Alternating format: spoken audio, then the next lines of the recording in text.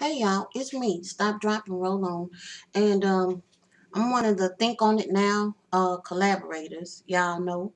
Anywho, since I was on here last time, I've served my notice at work.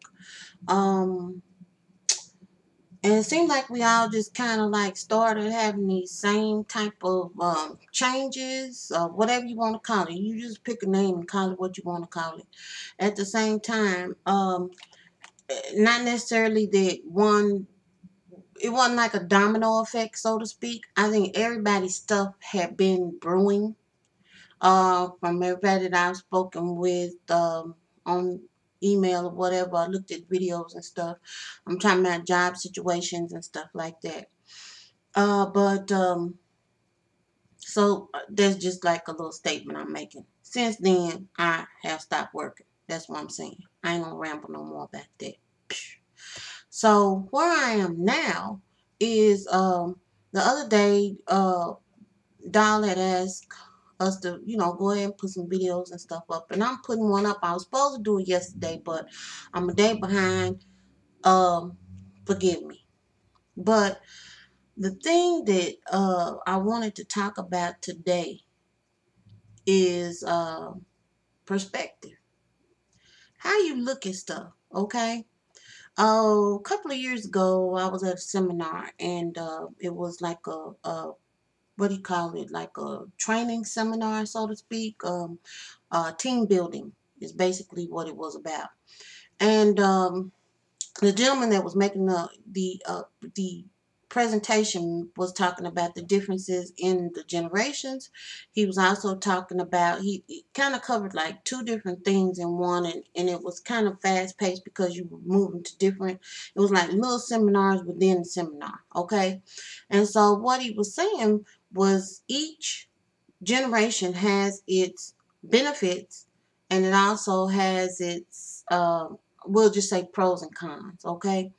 And then he got also over into talking about the differences as far as changes in the workplace and what's going on in relationship to the different changes, societal changes, I guess I should say.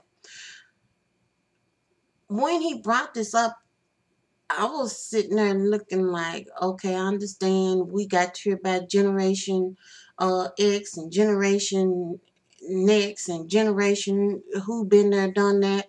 All that. These are not the actual names. It's just I ain't going there. Okay. If I had to, I probably could, but why?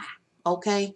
But basically, what it boiled down to was you got your young sons, you got your people that's somewhere in between being young and going over here to that group that's been in the workforce for a while. And so to me, it's just three categories. It ain't all this other stuff because he had a lot of stuff going on. And so I looked at it, and he was talking about, okay, so and he was really discussing about how the workforce is changing because of the way that society is thinking. Everything is fast. It's quick fire. It's this. It's that. I mean, and it's just one of those things where you really do have to keep up, or you really will be left behind. And that's been the case all along, but it is even more so because it's moving so fast, which means that it doesn't take that long for you to be left behind. It used to be, where it would be a little bit of a delay. You have a little lag time there where you could just kind of pick up. You just think about, when computers first came out and everything. And I remember when they really started, taking off. I remember the real large ones that filled up a room. And then when I say Apple was really just kind of taking off. I mean, they used to even have programs in colleges where they were like basically giving away Apple computers to try to get that technology out there, because it wasn't something, I mean, we were still pen and paper and all that type of stuff. But what struck me here as of late is how people view folks. And that guy made a comment, and he said, okay, here's the deal. You got your younger employee who has a mindset that decides that, oh, bump this. I ain't got to take this. I don't have to work here. I can go down the street and get this because their skill sets on paper says that, okay, went here, did this, has a degree in, and that's what people look at anymore. Mainly just because people have about 2 good seconds of concentration nowadays. Folks don't pay attention. They don't listen intently. They don't even listen with the intent to give an informed response. They just click, click, click, and boom.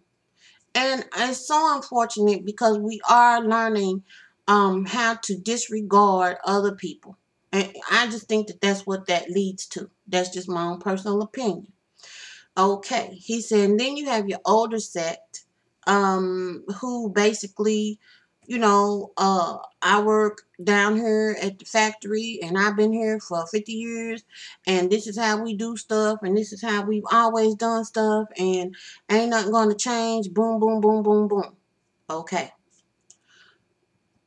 Both of those people have things to bring to the workforce. You got the older person over here, and this is the one I want to really, really focus on. So I really probably need to look at the young one. You got the young one over here who has the quickness. They usually have some ingenuity when they got the mindset to be able to be still and share it. And when they not, what my experience has been is basically shooting their own self in the foot. You got the person in the middle that could be either way. And I kind of fit into that mindset because you still got good ideas, but you remember how it was. And you kind of get torn between the two. And so you can function in either way, in either realm, okay? But the kid over here kind of makes it a little bit more difficult. And this person over here is too stoic. They're too, I don't know what the word is, but they're not pliable enough for you to deal with them in a long term. Now, then you got your person over here that's focused. And that person has a lot to offer because they have the experience, okay? They know how it was. They know how bad it could be. They've developed a work ethic because they know how rough it used to be. You just think about from a biblical standpoint, you one of the Hebrew kids and you out here making bricks with your feet and with hay and a little bit of water mixed in and you trudging up and down. Y'all done seen 10 Commandments. Y'all know exactly what I'm talking about. But then here come, the Acme brick maker. There's one of the little young guns done, came up with. And now you just sit back, wait on that lunchtime whistle to blow because the machine is making it all. The problem when you look at that is the young guy, all he knows is the machine gonna do it, and at noontime the whistle's gonna blow. And if something goes wrong with the machine, production is 86. We ain't got nothing to give. We ain't got no production. Is just done came to a screeching halt. With the older guy over here, he knows how the machine works. I mean, while he nosing around and the young guy over there on the cell phone texting and stuff and calling over there to the other little brick field and asking, oh man, is it hot out there like it is over here and all that kind of stuff. The older guy, he acting like he ain't paying attention, but he has paid attention. He pretty much knows how that machine works because older people have a tendency to pay attention to the details. We are detail oriented and it is a benefit. So he's figured the machine out. And the problem is if they can't get the machine up and you got something or a deadline that needs to be met, home dude know how to stomp out the wheat or the bricks or the hay or whatever it is we making. We not making wheat crackers, we making bricks. Come back, girl. But he knows how to improvise. Why? Because of experience. We forget that experience speaks volumes. You go and interview a 60-year-old and put that up against an 18-year-old, same town, same neighborhood and everything. The 18-year-old is going to sit there and tell you, oh yeah, I went to such and such middle school, and I went to, let me forget. Long time ago, I went to da-da-da-da-da elementary school, and then I went to such and such middle school, and then this is where I graduated from high school at, and I'm looking to get my first job, and I'm going to the movie tonight. You do a 5-minute interview with that 60-year-old. Same neighborhood, same town. We in the same time frame. 2011, we can say. He can tell you when the elementary school probably got erected, when the middle school started accepting everybody, and when it probably got built as well. That he probably went to the same high school that this young person went to, and he can tell you about all the changes in the neighborhood, how the city has changed.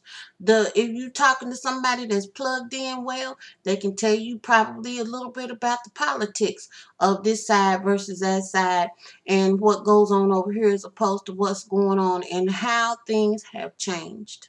Again, perspective. But number two, which is really number one, experience. We have to not downplay the importance of experience. We also need to stop downplaying the fact that we are relevant. I think when we get to a certain age, we just kind of turn things over. And granted, at one point, things got turned over to us, but it doesn't mean because you turn over or is somebody else coming behind you. Yes, you teach them and everything. You show them what you know, if that's what they willing, if they're available and they got a mindset to want to learn it. Yes, you show them and you teach them. That's how they learn. But you, me, us, that account in the middle, we have to maintain our relevance and realize that it starts up here. That you just don't roll over and play dead even when you ain't dead. It ain't a reason for it. Okay?